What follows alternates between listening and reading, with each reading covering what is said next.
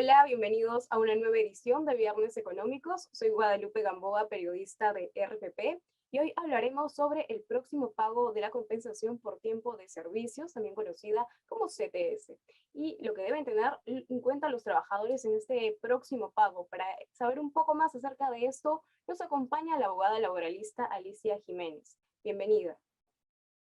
¿Cómo estás, Guadalupe? Gracias por la bienvenida y contenta de estar aquí para toda la radio audiencia.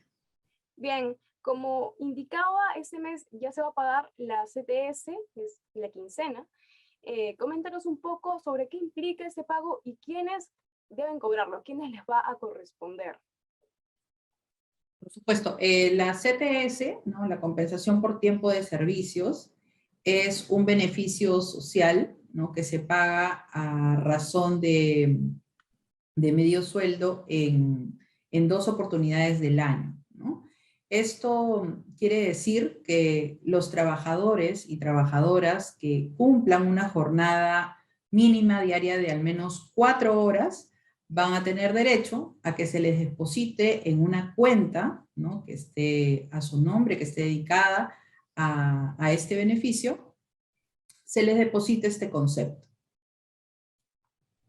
Claro.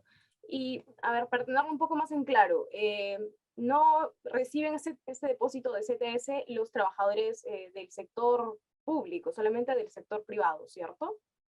Correcto, lo reciben los trabajadores del sector privado y dentro de ellos, por ejemplo, tenemos a los trabajadores de la pequeña empresa, a los trabajadores del régimen común de la actividad privada, a las trabajadoras y trabajadores del hogar, a los trabajadores del régimen agrario, ¿no? A razón de la proporción correspondiente. Claro. Esto estamos hablando, como bien dices, de los trabajadores del régimen de la actividad privada. ¿Hay estimaciones de cuántos trabajadores, empleados les va a corresponder este pago? Sí, de hecho, el Ministerio de Trabajo, a través de la identificación, ¿no? De todo el personal que está registrado en planillas, puede identificar el número. Sin embargo, tenemos también, ¿no? Un número importante de trabajadores que probablemente no estén, ¿no? Formalizados, cuya fiscalización va a ser más compleja, ¿no? Para validar si están recibiendo o no este concepto. Claro. Y ahora, hay algo muy importante que probablemente más les importa a las personas que quieren saber sobre el CTS. ¿Cómo se calcula ese beneficio laboral? Por ejemplo, si yo he recién ingresado a un trabajo hace un mes o si he ingresado ya este año, ¿cómo debo calcularlo? ¿Cómo saber si mi CTS está siendo depositada correctamente? Claro, por supuesto. La CTS se calcula a razón de dosavos de la remuneración regular, ¿no? Que percibe o que recibe cada trabajador o trabajadora, y se paga en función a los meses que haya laborado, ¿no? Luego del primer mes se hace pues un proporcional en función justamente a la duración de este tiempo de servicios, ¿no? Y para calcular el concepto se utiliza, ¿no?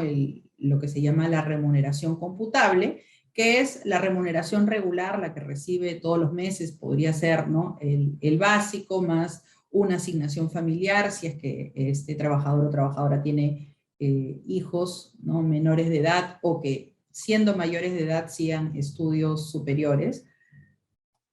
Se les paga, ¿no? Este concepto que es asignación familiar, que está incluido dentro de la remuneración computable, y además se integra un sexto de la gratificación que corresponde en este semestre, ¿no? Por ejemplo, a razón de la gratificación del mes de diciembre del año pasado, si se ha recibido, se incorpora dentro de esta remuneración computable, ¿no? Un sexto de ese concepto percibido. Así que de esa forma, digamos, esa es nuestra base de cálculo y se multiplica por los meses laborados, ¿no? Ahora, para resumir un poquito, esta CTS se paga 2 veces al año, en mayo y en noviembre, ¿cierto? Correcto. Entonces, en cada depósito que te realicen va a ser de alrededor de medio sueldo. En caso, por ejemplo, mi salario sea variable por ya sea horas extra o porque es un trabajo que tiene algún tipo de remuneración adicional por ventas, por ejemplo. ¿Cómo es que se hace el cálculo? Si yo recibo una remuneración, ¿no? Lo que llamamos una remuneración principal, pero variable, como son las comisiones, ¿no? A mí me pagan probablemente un básico que se complementa con las comisiones que yo pueda generar si es que estoy en el área de ventas.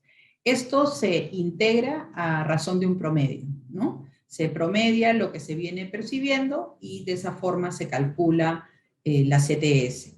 Si es que fueran remuneraciones, ¿no? Que no son principales, sino que, como por ejemplo las horas extras, ¿no? No constituyen parte de mi acuerdo, sino que se están o se pueden generar, ¿no? Si es que yo accedo como trabajador a prestar esas horas extras a mi empleador.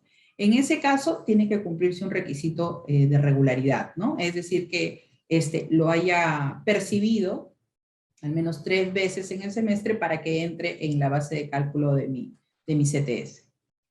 Muy bien.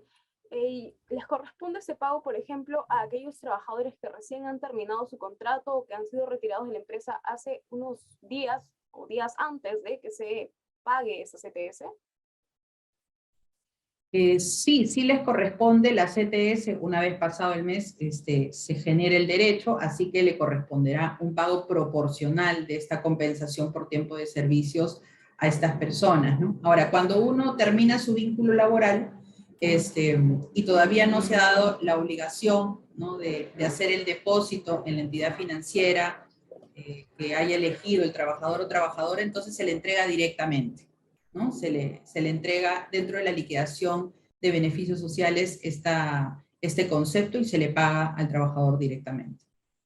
Ahora, esta CTS se paga máximo en la quincena de mayo. En este caso, en este semestre se paga máximo en la quincena de mayo. ¿Qué sucede si la empresa en la que labora el trabajador no deposita la CTS a tiempo, simplemente no les paga?